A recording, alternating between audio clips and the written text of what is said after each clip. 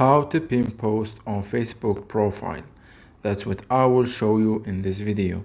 But before we begin, make sure to subscribe to the channel and ring the bell to get notified whenever a new video is uploaded.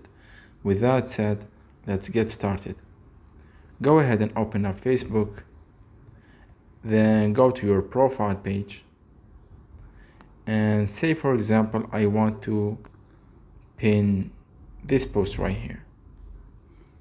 You can do it on wherever post you want. I'm just going to use this one for example.